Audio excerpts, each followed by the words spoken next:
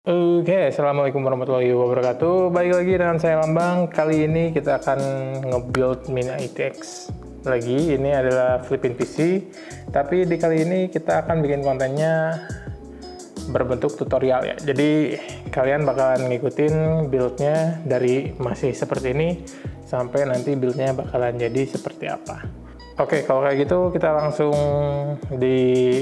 kenalin aja part-part list yang bakalan kita pakai di flipping PC kali ini.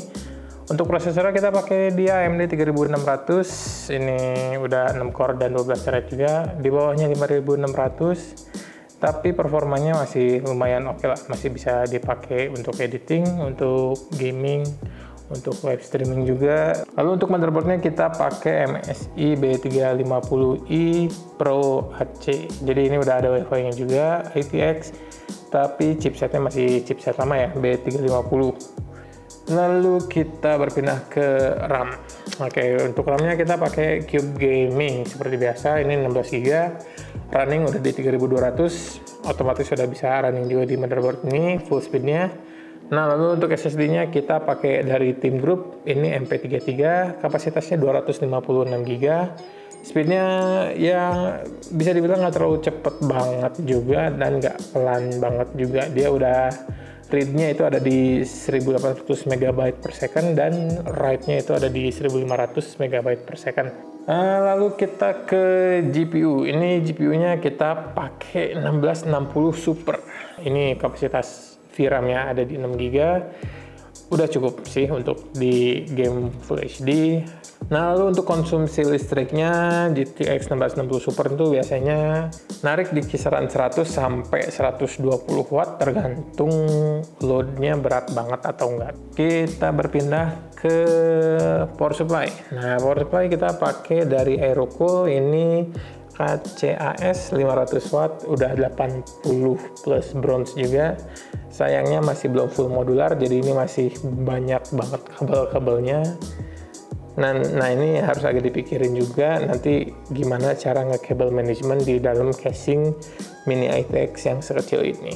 Oke, casingnya sekarang kita pakai dari Cooler Master. Ini adalah Cooler Master CM Elite 110. CM itu singkatan Cooler Master. Di sisi kiri dan kanan ini udah ada mesh juga ya, kotak-kotak persegi ini. Ini yang sebelah kiri ini buat intake GPU-nya, yang sebelah kanan ini sebenarnya buat udara keluar aja sih di sini. Lalu di bagian depan juga ini kan sebenarnya kelihatannya seperti solid panel, tapi di pinggir-pinggirnya ini udah ada lubang-lubang ventilasi juga. Dan di casing ini udah dikasih fan 120 dari Cooler Masternya. Oke, kurang lebih begitu part-part yang bakalan kita pakai. Langsung aja kita nge-build. Nanti saya sekalian nge-tutorin bagaimana cara nge-build PC. Nah, oke, kita pertama-tama pasti ngeluarin dulu motherboardnya ya. Motherboardnya, kita pilih motherboardnya harus ditempatin di tempat yang empuk, kalau nggak di atas yang non-konduktivitas ya. Jadi kalau misalkan kalian ada dus motherboard bisa dipakai di atas dus motherboard, kalau nggak di atas mousepad kalian, it's okay. Nah, untuk sekarang kita nge-build-nya karena kita di AMD ini pakai PGA, jadi pin grid array, jadi si pinnya itu ada di prosesornya, jadi bukan ada di soketnya. Jadi ini sebenarnya di Ryzen seri terbaru di 7000 ini udah nggak ada, jadi sama kayak Intel, jadi line grid array, jadi lebih aman untuk dibawa-bawa si prosesornya. Cuman resikonya yang pin bengkoknya itu ada di motherboard. Cuman kalau di sini resiko pin bengkoknya ada di prosesor gitu. Oke, untuk pertama-tama seperti yang tadi dijelasin, cari alas yang empuk dan nggak konduktif. Lalu misalkan nggak ada mousepad, bisa pakai kardus dari motherboard kalian, kalau nggak ya pokoknya mah alas kardus aja. Oke, caranya ini kita ngebuka dulu si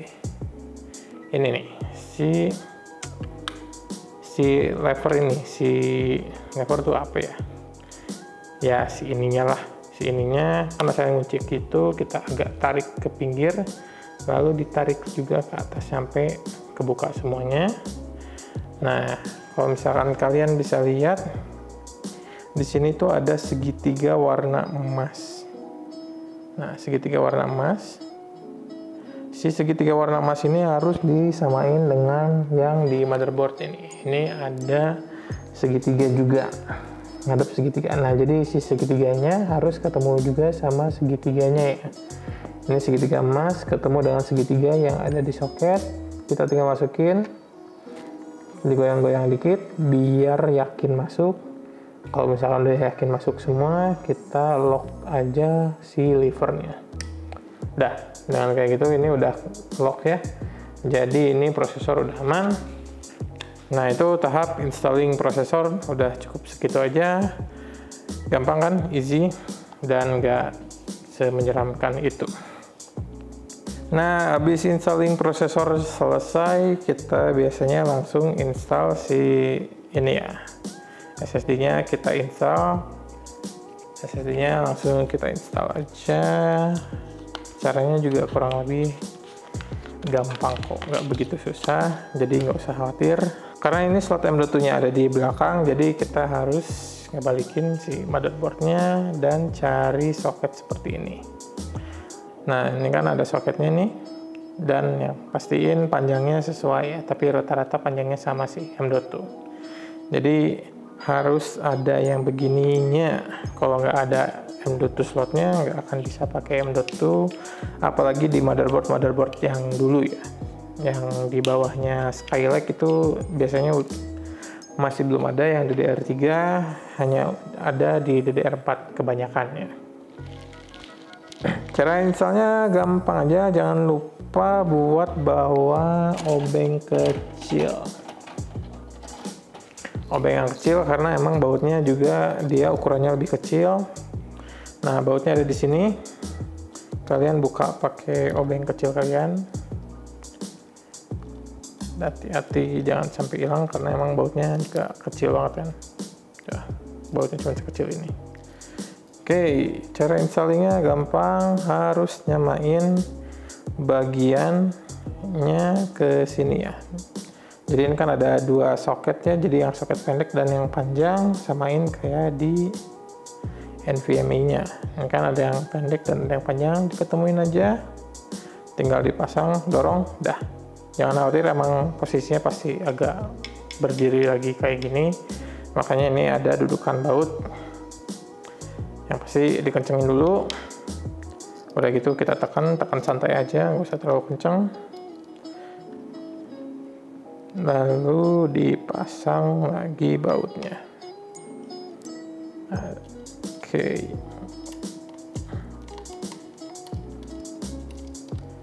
Sebelum dikencengin banget, yakinin dulu udah masuk semua, biar nggak ngulangin lagi, nanti takutnya soketnya agak longgar. Nah, dah beres. Ini cara install NVMe SSD. Jadi gampang juga ya, tinggal masukin aja ke soketnya dan jangan lupa dibaut ulang lagi gitu. Lalu kita ke installing ke RAM. Nah, cara install RAM juga gampang ya, jadi nggak mungkin salah juga. Dikeluarin dulu RAM-nya. Ini kita pakai 16 GB 2 stick, running di 3200. Oke, sorry kegoyang. Nah, cara installing RAM ini sama aja, gampang juga. Ini zaman-zaman sekarang udah soketnya tuh udah cuman bisa dibuka tuh bagian atasnya aja. Kalau enggak, kadang ada yang bisa dua-duanya, tapi kebanyakan yang cuman bisa bagian atasnya aja. Jadi ini jangan lupa untuk diangkat dulu biar bisa masuk, dan samain si soketnya ya, dan nggak akan mungkin bisa salah ya ini. Nah, misalkan kalau misalkan udah di gini, kan kelihatan tuh beda antara si lubang ini dengan si ininya ya, ada separatornya. Jadi harus sama kiri dan kanannya, harus pas, dan nggak akan mungkin salah juga sih. Oke, ditekan. Biasanya gini sih, kalau installing RAM biasanya disimpan juga kayak tadi, disimpan di kardus, masukin dua-duanya, dua sisinya. Biasain ngeklik yang bagian bawah dulu, nyampe bunyi klik, terus yang atasnya sampai ngunci. Nah, ini RAM udah keinstall. Jadi kita tinggal install yang satu lagi, di align si RAM-nya. Oke, udah masuk, klik yang bawah dulu sampai bunyi, dan lalu yang atasnya. Dah, kayak gitu. Ini RAM udah keinstall, jadi cukup gampang ya untuk install RAM. Yang mau nambah RAM atau yang mau ngurangin RAM, tinggal gitu aja. Cara ngelepasnya juga sama aja, tinggal buka aja ini si bagian pin yang di atasnya, tinggal ditarik aja, udah kayak gitu cara buat nge-remove si RAM-nya. Gitu, easy, gampang lah. Oke, seperti itu. Oke guys, kayaknya si backplate-nya buat cooler ini habis, jadi nggak bisa dipasang coolernya nanti, tapi kita akan coba tetap buat tutorin si gimana cara pemasangannya ya. Kurang lebih kan ada backplate yang warna yang besi, biasanya warna hitam itu kita nanti pasang di bagian belakang sini, lalu dibalikin, nanti kita tinggal oh ya, sebelum itu kita harus pakai thermal paste dulu. Sebelum instalasi fan cooler ini, kalian harus pakai dulu thermal paste ya, jadi biar si panasnya dari chip bakalan ke transfer ke heatsink yang ada di fan cooler gitu. Jadi biar kerjanya berkesinambungan. Kalau cuma ditempelin gitu doang, dia nggak akan begitu pengaruh karena kontaknya itu nggak akan begitu kenceng. Karena surface-nya itu walaupun kita pegang kayak yang halus rata, cuman sebenarnya ini kan nggak rata ya dalam level mikroskopik. Jadi harus pakai thermal paste. Kalau ngelihat contohnya kurang lebih kayak di video-video build saya yang sebelumnya, kalau di Ryzen ya segede biji jagung lah kurang lebih. Nah nanti udah gitu kita apply thermal paste-nya, langsung kita dempetin aja kayak gini. Lalu kalau udah kayak gini, kita tekan aja fan-nya, lalu kita kencengin bautnya. Nah nanti ini kan kita kencengin bautnya satu, dan kalau mau kencengin itu bentuk harus criss-cross ya. Jadi di sini satu putaran, di sini satu putaran, di sini satu putaran, di sini satu putaran. Jangan di sini dimentokin, nanti di sini menganga sendiri dianya. Jadi harus satu, kalau nggak dua. Jadi biar merata si regangannya ya, si nariknya tuh bakalan seragam, jadi nggak akan nge-stress ke satu sisi gitu. Kalau misalkan dikencengin ini doang, nanti di sini yang cekah sendiri. Sama begitu juga kalau misalkan di sini udah kencang duluan, nih nanti dua-duanya cekah gitu. Jadi harus seimbang, patternnya criss-cross ya, ngebentuk X aja ya. X, ini 2 kali, ini 2 kali, ini 2 kali, ulangin lagi nyampe mentok semuanya. Nah, udah misalkan dipasang itu, jangan lupa untuk pasang si fan headernya. Nah ini fan headernya ya. Nah ini si fan headernya harus dipasang di sini nih. Ada yang namanya CPU fan. Jangan di system fan ya, harus di CPU fan. Jadi dia biar ngedetect bahwa ini adalah kipas CPU. Jadi dia bisa PWM atau enggak otomatis naik turun speednya sendiri. Jadi nggak perlu lagi kita kontrol. Tapi misalkan kita mau kontrol sendiri, kita bisa setting di BIOS, misalkan mau di full speed atau enggak, mau di berapa persen, apabila temperatur berapa bisa disetting lah, otomatis lah gitu. Nah caranya kurang lebih gampang juga ya. Ini kita close upin aja.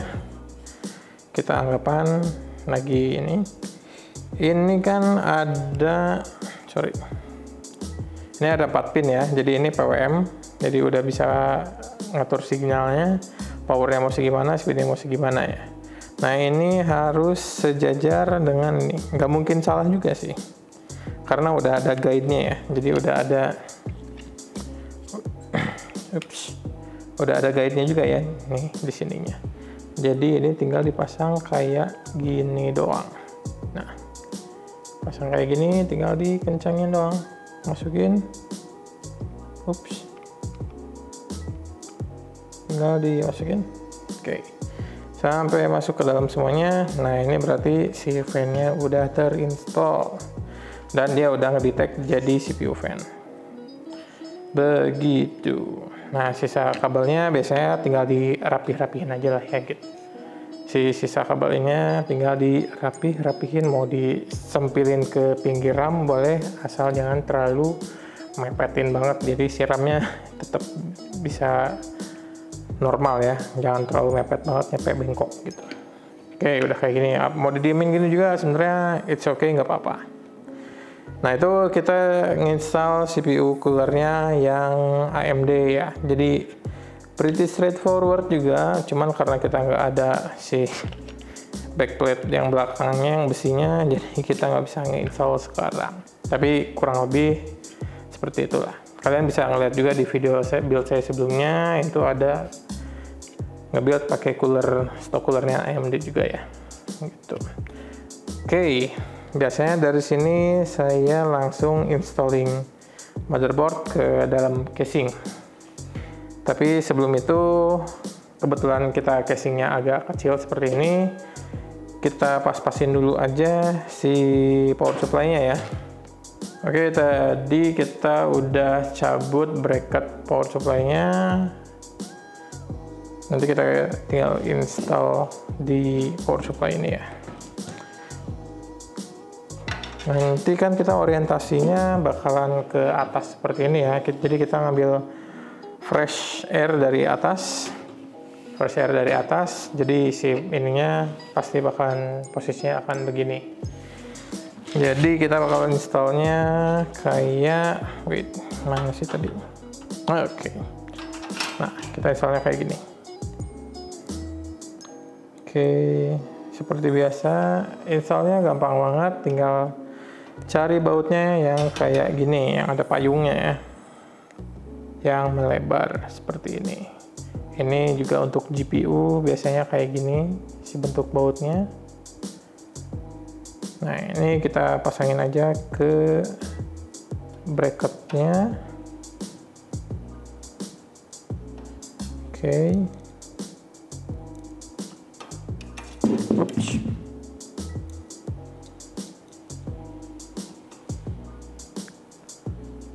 Bracket. Nah ini udah dikasih, pasti kalau misalkan kalian beli casing pasti dikasih baut-bautnya, jadi nggak usah khawatir kalau nggak ada baut. Biasanya begitu, cuman kadang-kadang ada juga yang jual casing second nggak dikasih bautnya karena bautnya nggak tahu pada kemana. Misalkan nggak tahu pada kemana, kalian bisa cari aja di Tokopedia atau di Shopee, di Tokopedia atau di Shopee itu udah ada juga ya. Jadi tak perlu khawatir buat cari-cari baut. Kalau nggak ya bisa ke toko komputer terdekat, biasanya mereka stok banyak juga cabutan-cabutan dari casing sebelumnya ya. Oke, kita udah install bracketnya. Kita tinggal cabut dulu.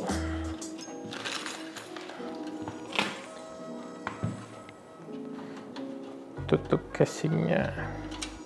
Oke, kalau kalian lihat dari top down kamera, ini ada buat dudukan harddisk 3,5, kalau nggak harddisk 2,5, kalian bisa pakai di sini. Tapi lebih baik pakai harddisk yang 2,5 aja biar nggak terlalu penuh dan nggak terlalu menuhin juga ya. Jadi seperti itu. Di bagian sini juga kalian bisa isi 3,5 nih di daerah sini. Dan juga bisa 2,5. Jadi bebas bagaimana kalian aja maunya, mau installnya seperti apa ya. Cuman tapi saya saranin mendingan yang 2,5 aja biar nggak terlalu ngehalangin airflow-nya, masih tetap bagus ya. Oke, kita buka bagian sininya. Tapi ini sebenarnya nggak dipakai juga apa-apa karena kita nggak pakai harddisk tambahan ya. Tapi untuk struktur integrity sih mungkin bisa ngebantu sedikit, cuman terserah kalian mau dipakai atau enggak. Cuman kalau sama saya ini si bagian ini nggak akan saya pakai. Oke, simpan dulu. Nah, biasanya untuk di Mini ITX harus bisa banget merencanakan perkabelan. Jadi sebelum ngegas itu harus dihitung-hitung dulu kira-kira kabelnya lari kemana dan lari kemana dan lari kemana gitu. Oke, untuk power supply kan kayak tadi ya, kita masukin ke sini bolong ini. Nah, inilah resikonya nggak pakai full modular. Jadi sungguh sangat disarankan memakai power supply yang full modular di build Mini ITX. Oke, jadi kurang lebih kayak gini. Si posisinya ke atas, tapi kayaknya ini nggak akan terlalu ngehalangin airflow-nya kalau kita pasang harddisk 2,5 inci juga ya. Masih tetap aman. Kalian bisa install di bagian sebelah sini. Bagian sebelah sini biar nggak ngehalangin airflow-nya si fan power supply. Oke, kurang lebih kayak gini. Nanti kita coba ke cable manage si gurita ini ya. Emang agak ribet juga nih, kabelnya luar biasa panjang.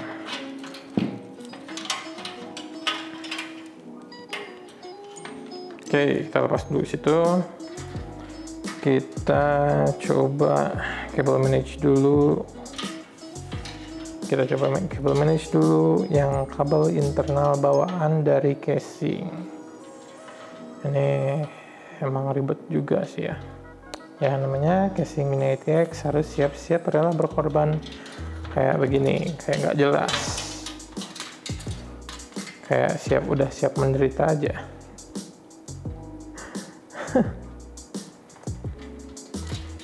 Ya, pokoknya harus siap riuh lah kalau mau misalkan pilih casing Mini ITX kayak gini. Jangan mengeluh tengah jalan karena emang pengorbanan Mini ITX ya beginilah. Jadi beruntunglah kalian yang udah dibuildin sama saya karena udah gak usah mikirin yang kayak beginian lagi. Nah, ini kita pisahin dulu aja kabel-kabelnya. Ini kabelnya banyak juga ya. Jadi ini ada kabel USB 3, HD audio, front panel ya, front panel USB juga untuk USB 2. Tapi kayaknya nggak ada USB 2 deh. Nggak ngerti ini fungsinya buat apa nih. Ini harusnya USB 2, ini USB 3. Terus ada audio front panel. Terus ini juga ada, oh ini kita ada fan. Oh, ini ada fan Molex adaptornya. Kayaknya kita nggak akan pakai karena udah ada fan headernya juga. Lalu ini buat perkabelan yang paling memalaskan. Jadi ini buat front panel switch. Ini ada power switch, ada reset switch, ada hard disk LED, terus ada power LED, ada juga reset switch. Jadi ini kabel yang paling males dikerjain oleh para PC builder. Apalagi bentuknya kecil-kecil kayak gini, memang memalaskan. Oke, begitu. Untuk fan-nya, alhamdulillah, cuman begini aja ya. Walaupun dia cuman 3, jadi ini nggak bisa di set speed, tapi nanti kita bakalan set speednya di maksimal. Jadi biar intake fan-nya kerjanya luar biasa. Oke, nanti kita coba rapih-rapih deh. Nah, biasanya yang saya kerjain duluan itu karena si HD audio dan si front panel I/O-nya ini ada di posisi yang sama, kita bakalan cable ties bareng-bareng ya, biar nggak bleber kemana-mana. Mana cable ties?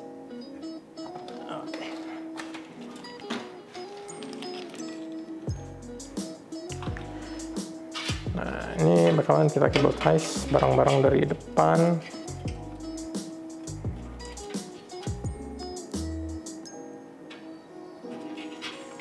Gimana nih menurut kalian video tutor kayak gini? Membosankan atau enggak? Kayaknya videonya bakal panjang banget soalnya Mini ITX ya. Kalau MATX atau ATX biasanya lebih cepat buat cable management, nggak perlu dibegini-beginiin juga udah rapi, tinggal tutup. Mana? Oh ini.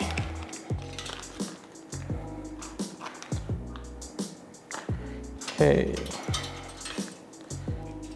tarik lagi.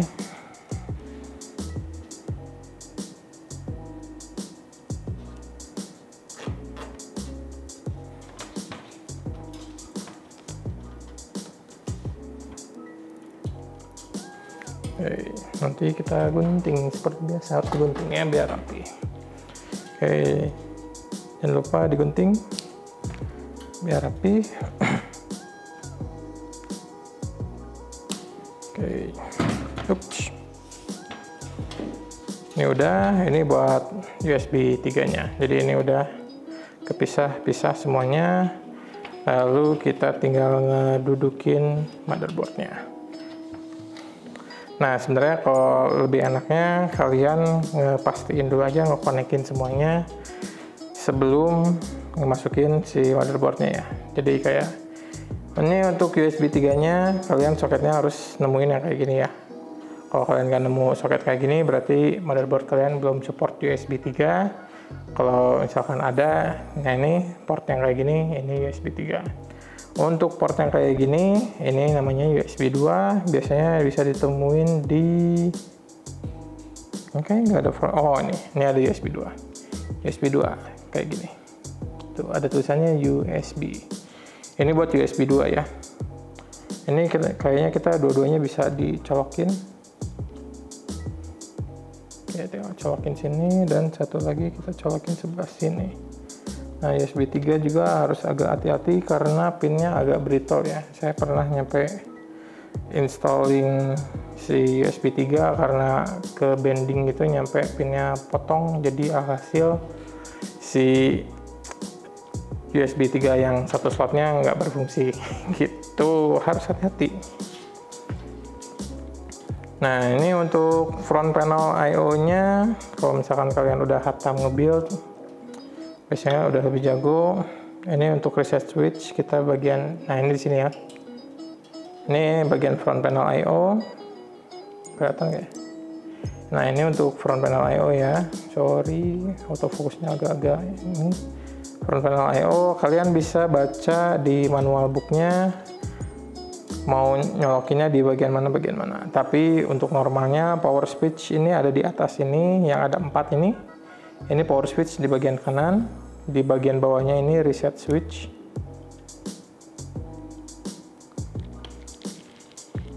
Bagian bawahnya banget, ini reset switch. Ini nggak apa-apa, kalau misalkan kebalik nggak begitu pengaruh. Kalau yang power dan ini. Lalu ini ada HDD LED. LED ini biasanya di bagian bawah sini. Lalu untuk power LED ini di bagian atas.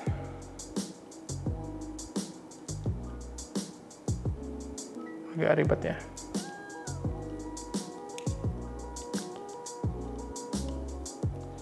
Cara installnya kurang lebih seperti ini.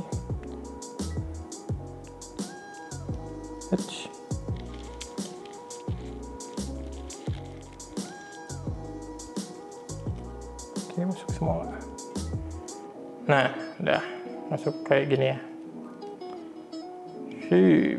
Ini udah masuk semua. Ini front panelnya udah aman. Tinggal nyolokin audio. Audionya juga harus sama ya, soketnya seperti ini. Dan lubangnya juga dilihat aja pinnya dan disamain. Misalkan tinggal diatur. Misalkan sudah ketemu, tinggal dicolokin dan di push. Nah, kayak gitu. Sip. Nah, ini kita udah beres buat nge-install si bagian front panel dan audio depan. Nah, ini nanti kita bakal dirapiin lagi ya kabelnya. Tapi kurang lebih kayak gini, USB-nya udah nempel di bagian USB 3 dan di USB 2-nya. Kita anggapan ini ada CPU cooler, di CPU cooler nempelnya di CPU fan ya. CPU fan header yang di CPU fan, bukan yang di system fan. Jangan di system fan, nanti karena system fan biasanya nggak auto sendiri gitu. Nah, selagi kayak gini sebenarnya lebih enak juga untuk installing langsung si kabel 24 bin.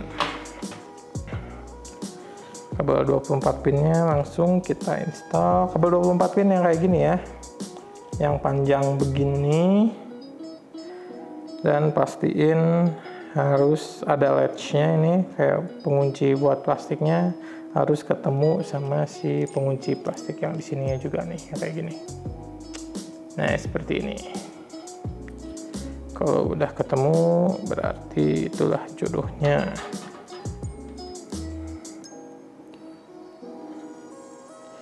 Nah, kalau udah ketemu bisa colokin dulu yang 4 pinnya, lalu yang 20 pinnya kita menyusul. Nah udah kayak gini, udah masuknya semuanya ya. Udah pusing juga nih. Udah masuk semuanya kayak gini, tinggal dipencet aja dan nyampe suara yang ngeklik, artinya udah. Ini juga lebih baik kalian dialasin kardus ya, langkah lebih baiknya. Cuman karena build ini kan sekalian tutor, jadi saya nunjukin juga ke kalian gimana cara installnya. Nah kurang lebih kayak gini. Nah udah latchnya udah kekunci, si kabel powernya udah masuk. Lalu kita colokin juga kabel CPU. Ini CPU yang 8 ya. Jangan samain kayak PCIe. Ini namanya PCIe. Kalau PCIe itu dia ada 6+2. Kalau CPU itu biasanya 4+4. Jadi jangan pakai yang 6+2 ya. Carinya 4+4 kayak gini. Nah ini 4+4, ini CPU. Ini khusus buat CPU. Jadi jangan lupa juga buat diinstal biar nanti nggak terlalu ribet. Install juga. Dan jangan lupa untuk disamain lagi ya kiri kanannya. Kiri kanannya mana sih? Oh ini kiri kanan. Kiri kanan biasanya ini kalau dia kiri kanan si latchnya nggak dempet kayak gini ya. Kalau udah pas. Ini kiri kanan, samain lagi. Ini ada pengunci plastiknya, harus bisa dikaitin ke sini. Masukinnya sebagian-sebagian juga nggak apa-apa. Jadi masukin. Oke, lagi udah. Jadi ini udah kekunci dua-duanya. Sudah. Jadi ini bagian power untuk CPU udah dikasih. Nah, udah seperti itu, beres untuk powernya. Tinggal installing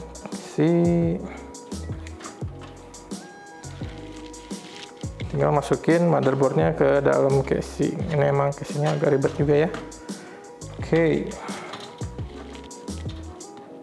Sip. Kurang lebih kayak gini. Nanti kita rapihin lagi. Oke, kita cari baut untuk motherboardnya. Nah, biasanya baut motherboard ini kayak gini nih, contohnya. Fokus please. Nah, ini dia lebih kecil dan ada pinggirannya juga ya. Kayak gini, ini baut motherboard.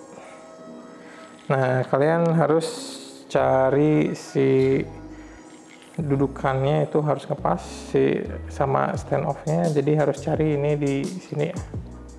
Kelihatan? Nah, itu di situ. Lalu ada mini ATX, itu ada 4 lubang.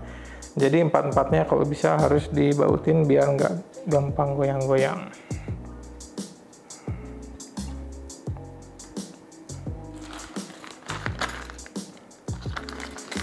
Kalau GPU nanti kita akan installingnya bagian belakang karena masih agak susah juga, misalkan kalau mau install GPU-nya sekarang. Jadi nanti dulu untuk GPU-nya. Oke, kurang lebih kayak gini. Kita pasang dua dulu karena nanti kita bakalan bongkar lagi karena nggak ada bracket coolernya, jadi kita ini sebagai tutorial contoh aja.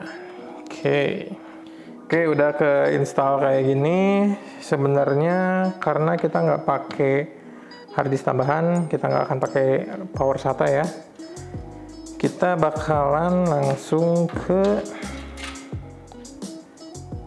installing GPU. Nah, kita pasang GPU nya langsung, Tapi kita harus nge-cable routing si bagian sininya sih. Ini emang agak ngajak ribut juga nih. Lalu untuk bagian sebelah sininya ini masih nggak tahu nih mau diikut kemana ini. Oh, itu ada cable spot. Nah, misalkan udah ada cable spot kayak gini, kalian bisa cable twist ke bawah biar lebih rapih ya. Cuman di sini kita nggak akan pakai cable twist, kita pakainya si ini dulu aja lah. Apa? Kayak ya itulah cable management. Oke, kita installing dulu, kita pasang dulu. Oke, kita pakai kursi. Inilah resikonya bikin mini ITX, pusing sendiri sama cable routing. Nah, untuk cable routingnya kita harus di ke bawah karena ini slot buat GPU ya. Slot buat GPU itu sebelah sininya harus agak sedikit lebih kosong, jadi kita harus ke bawah. Nah, lebih kayak gini lah. Oke. Untuk bagian situ kita tutup aja kayak gini. Sip, kayaknya GPU udah bisa masuk aman. Lalu kita kencangin lagi yang sebelah sini. Wah, ini agak pusing juga ya di sini.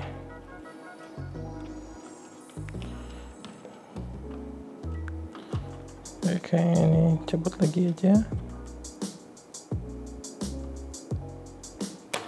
Ups.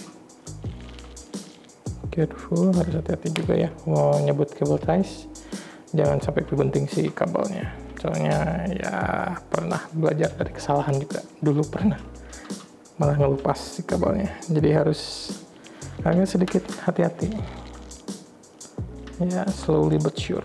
Nah, oke. Kayak gitu,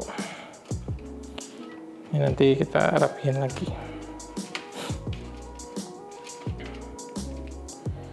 Oke, kurang lebih kita simpen dulu aja kayak gitu deh. Nah, udah kita gitu dulu.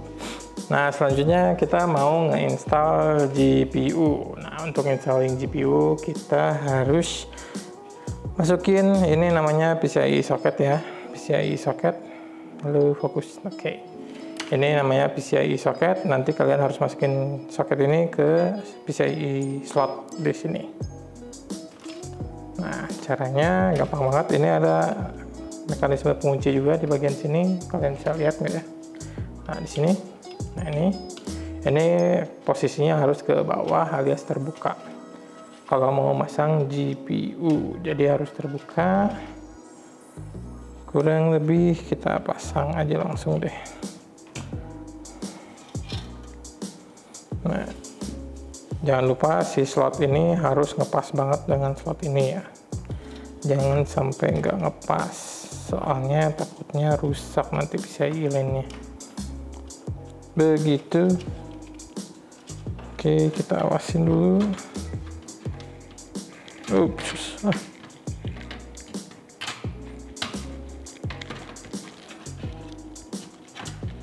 Oke.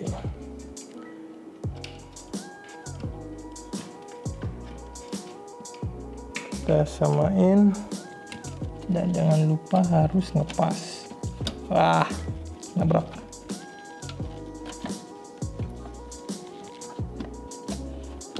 Oke. Ini udah masuk. Jadi posisinya nanti harus benar-benar masuk ya. Jadi nggak kelihatan si kuningan-kuningannya, nggak nongol keluar. Jadi harus benar-benar masuk semuanya. Udah nyampe ngejeklek, si latch-nya nyampe ngunci, berarti itu udah masuk si GPU-nya. Jadi ini udah aman.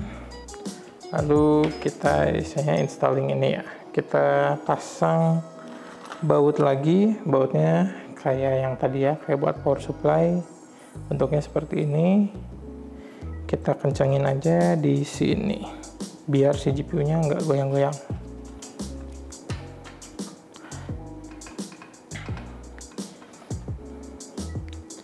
Oke, ini udah terpasang, tinggal kita kasih power. Nah, powernya yang kayak gini ya. Ini namanya PCIe. Jadi dia posisinya 6+2. Kalau yang 4+4 itu buat CPU, walaupun dia sama-sama 8, jangan dipaksa ke CPU ya. Jadi harus yang PCIe yang 6+2. Karena ini 500 watt, jadi dia ada 2. Cuman kita pakai satu aja di sini karena pinnya juga cuman ada 8. Oke, seperti itu. Oke, cara pasangnya ini kan kebagi 2 gini ya. Harus si bagian 2 ini di bawahnya harus seperti ini. Nah, sip. Nah, di bawah ini. Jadi harus rata ya. Harus rata seperti ini. Sip. Nah, kalau udah kayak gini, kalian tinggal install aja ke bagian GPU kalian. Nyampe kedengeran suara ngeklik, ya kan? Ini sampai kedengeran. Nah, udah ngeklik kayak gitu, berarti itu posisinya udah masuk. Nah, ini ya nantilah kita atur-atur, karena ini kita nggak akan kabel manage juga sekarang. Harus beli dulu bracketnya. Nah, begitu. Sisa kabelnya karena kita nggak pakai, bakalan kita kabel ties aja semuanya biar nggak mengacau. Kita nggak pakai SATA, kita nggak pakai Molex, jadi ini semuanya nggak akan kita pakai. Oke, semuanya di sini nggak akan kita pakai.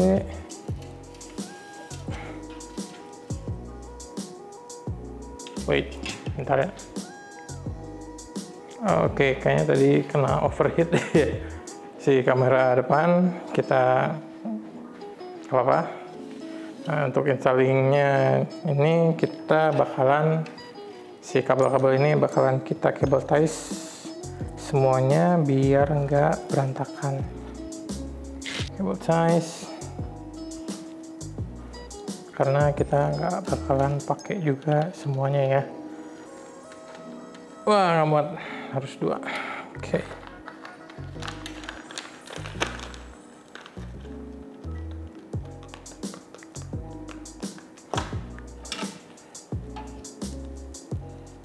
Oke, kita pakai 2 kabel ties karena kita kabel tiesnya nggak pakai yang panjang ya, jadi cuma punya yang 10 cm.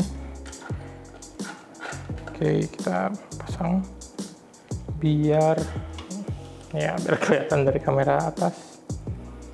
Kita kabel ties semuanya, kabel yang nggak kepake karena power supply non modular. Itulah kenapa sangat disarankan power supply modular di build Mini ITX, karena sebegitu lebih ringkasnya kalau misalkan kalian pakai kabel modular. Kalau ini kan tuh banyak kabel yang begini, kabel nggak penting yang harus nempel di bagian power supply. Oke, udah kayak gini, tinggal dimasukin aja. Oke, kita angkat lagi kameranya biar agak lebih luas cakupannya. Sip.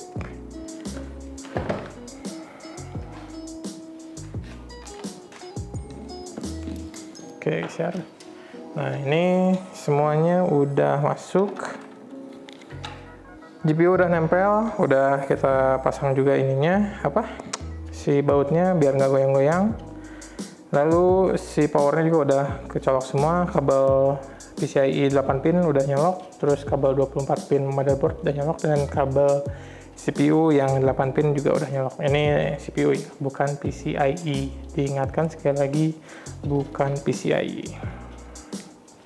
Oke, sekarang sebenarnya gampang sih, tinggal dimasukin aja. Seperti ini. Nah, nanti si bagian ini bakalan kita simpan aja di sini tuh ya. kabel yang tidak jelas.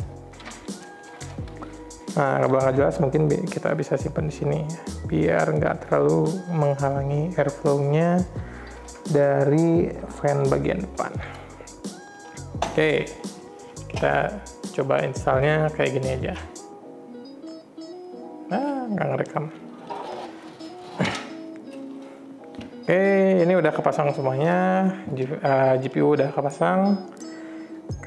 PCIe power yang 8 pin ini udah kepasang, terus 24 pin juga udah kepasang, dan si 8 pin prosesor CPU ini udah kepasang juga. Oke, kita sekarang masukin power supply-nya ke dalam casing 110 ini. Ya, kurang lebih masih kayak gini lah ya. Kita buka dulu seperti ini, kita kunci dulu. Kita kunci dulu sementara biar nggak banyak gerak dulu. Oke. Satu lagi nggak? Satu lagi dulu deh. Biar nggak gerak-gerak dulu ya.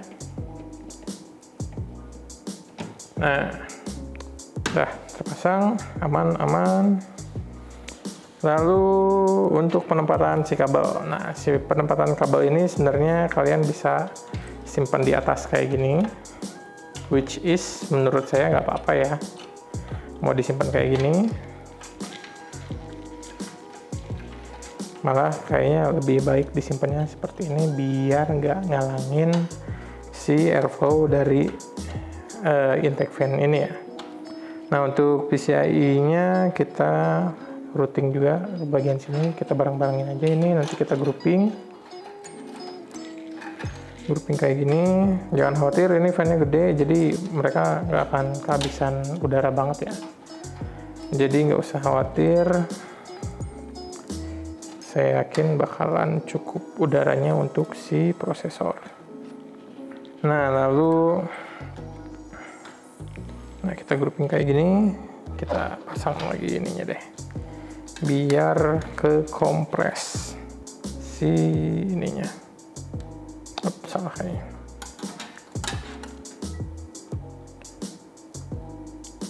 Salah, betul yang tadi.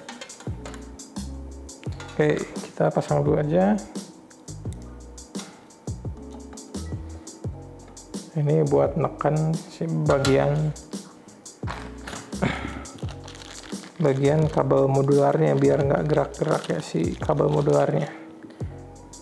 Jadi ini kabel PCIe udah aman banget di sini, nggak akan gerak-gerak lagi, insya Allah. Oke, jadi kurang lebih kita padetin dulu aja di sini. Yakin ini nggak akan ngalangin airflow, ini masih terbuka lebar ya untuk si power supply. Untuk ini juga nggak kehalang ya, karena kabelnya ini ada di bawah, tadi udah kita routing bagian bawah. Lalu untuk ngerapihin bagian sini, nah ini kayaknya kabel 24 pin kita bisa lariin ke bagian atas fan ya, jadi kita simpan ke bagian atas fan buat disembunyiin. Oke, seperti ini kurang lebih. Nanti bisa kita cable ties, dan juga si kabel 8 pinnya bisa kita cable ties juga di bagian sebelah sini. Oke, sip.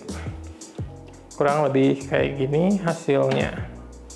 Jadi sebenarnya airflow-nya nggak kehalangan ya, jadi si intake fan-nya masih niup ke bagian sini, nanti si CPU fan-nya masih dapat fresh air dari bagian depan karena si power supply ngambil udaranya dari atas, jadi nggak nabrak, nggak rebutan udara.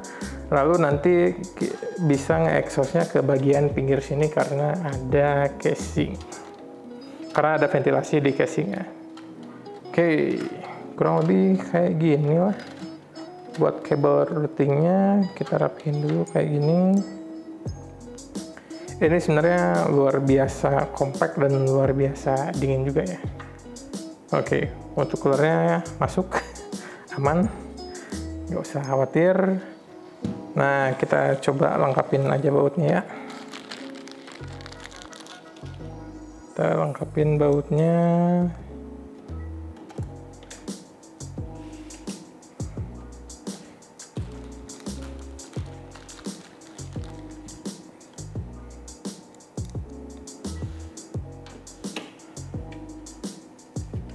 Oke. Sip. Kita tutup lagi casingnya. Ini kabel routingnya udah oke ya, jadi nggak ngehalangin airflow dari bagian depan intake fan, masih ke bagian udara dingin. Lalu dari atas juga udah aman ya. Terus ini kita kabel routing juga, ini kabel routing masih belum di zip tie bener-bener ya, tapi nanti kita bakalan zip tie. Oh ya, dan jangan lupa untuk pasang install si intake fan-nya di bagian fan header yang sistem fan. Nah, masukinnya sama kayak tadi, kayak CPU fan, harus sesuai dengan ininya. Ini kan ada petunjuknya ya, di sini harus sama dengan ininya. Jangan di bagian sini ya, karena emang nggak akan bisa juga. Begitu. Nah, ini kita akan coba dimasukin lagi aja. Kita coba langsung tutup casingnya dan bakalan muat atau enggak. Ups.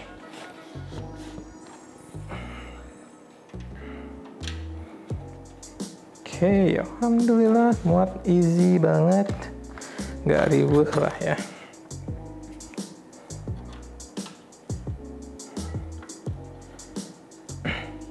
Oke, kalau udah kayak gini beres, kalian tinggal colokin kabel power kalian ke sini, lalu colokin HDMI kalau misalkan kalian pakai HDMI, terus colokin DisplayPort kalau pakai DisplayPort. Jangan nyolokin di bagian motherboard karena nggak akan ada sinyal karena kalian pakai GPU. Dan si prosesornya juga nggak ada iGPU, jadi nggak akan mungkin bisa ngeposting dari colokan motherboard. Oke. Lalu si antenanya juga tinggal diinstal aja. Saya order dulu si bracketnya karena sekarang udah jam berapa sekarang? Karena sekarang udah jam 3 subuh. Saya ngebuildnya ini tadi startnya kisaran jam setengah 2-an lah ya. Tapi kita sambil ngobrol-ngobrol juga kan tadi. Jadi mungkin kalau fokus ngebuild sendiri di kisaran 45 menit sampai 1 jam juga udah cukup.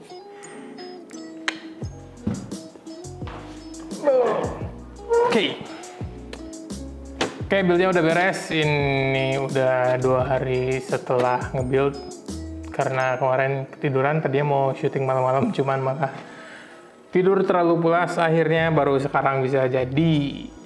Udah beli bracketnya juga, cari-cari di Bandung. Tadinya mau beli di Tokopedia, cuman nggak nemu. Nemunya adanya di Semarang, cuman baik lagi kalau ngirim dari Semarang kan lumayan agak lama ya buat durasinya.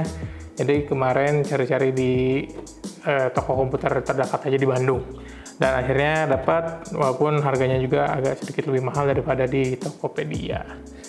Cuman ya nggak apa-apa lah, hitung-hitung biar buildnya cepat beres. Jadi sekarang ini udah full, udah di kabel routing juga si casingnya. Cuman kayaknya kali ini kita nggak akan pakai benchmark dan nggak akan nyoba nyalain PC-nya karena biar cepet tayang aja episodenya dan udah kelamaan. Jadi kayaknya nggak akan ada benchmark, nggak akan ada testing buat nge-undervolt, tapi kita akan selesaiin aja videonya di sini. Kurang lebih seperti itu ya untuk merakit di PC untuk AMD kayak gitu, dan untuk kabel routingnya juga nanti kalian bisa lihat, jadi bisa lah ngintip-ngintip gimana cara kabel routing yang rapih dan yang betul ya. Jadi biar airflow-nya nggak terhambat karena ini kan casingnya casing mini ATX juga kan. Jadi airflow-nya harus luar biasa bagus kalau misalkan temperaturnya mau lebih aman. Oh ya, untuk build ini bakalan kita jual di marketplace ya, tetap seperti biasa ada di Tokopedia, kalau nggak di Facebook, di Facebook Marketplace nanti bakalan kita posting. Harganya di sekitaran 7 jutaan. Dan part-part listnya bakalan bisa kalian lihat di layar sekarang. Dan jatuhnya di total di sekitaran harga 7 jutaan, udah termasuk biaya rakit, Windows, dan lain-lainnya. Misalkan kalian mau request games juga silahkan bisa. Nah, lalu untuk kalian yang misalkan pengen bikin custom PC yang pengen speknya menurut kalian dan atau enggak cuman sekedar hanya mau konsol aja, Bisa dilihat di deskripsi, ada Instagram saya, ada Facebook saya, dan ada WhatsApp saya. Silahkan kontak saya, feel free to contact, tapi mungkin dibalasnya kalau sayanya lagi rada-rada nyantai ya. Kalau misalkan mau konsul itu free of charge, jadi gratis. Mau diberi masukan oleh saya, pengen PC-nya seperti apa dengan budget sekian, boleh. Misalkan ada troubleshooting juga, sekiranya yang saya bisa bantu, pasti akan saya bantu. Lalu untuk rakit PC dan pengen dikontenin juga bisa, silakan kontak langsung ke saya. Oke, bagaimana tutorial buat ngerakit PC kali ini? Menurut kalian udah cukup detail atau masih kurang detail? Mungkin kedepannya kita bakalan bisa ngebikinin lagi konten buat kalian untuk ngerakit PC yang Intel ya. Karena ini kan kita ngerakit di PC AMD, nanti bakalan kita bikin tutorial lagi untuk di PC Intel. Perbedaannya sebenarnya cuma dikit sih, jadi kayak untuk diinstal di bagian prosesornya aja. Sisanya sih sama. Dari masang SSD, RAM, dan lain-lainnya itu kurang lebih sama. Oke, kalau begitu sekian dari saya. Nama saya Lambang. Thumbs up misalkan kalian suka, thumbs down misalkan kalian nggak suka. Jangan lupa subscribe, like, and comment juga. Nama saya Lambang. Akhirul kalam. Assalamualaikum warahmatullahi wabarakatuh.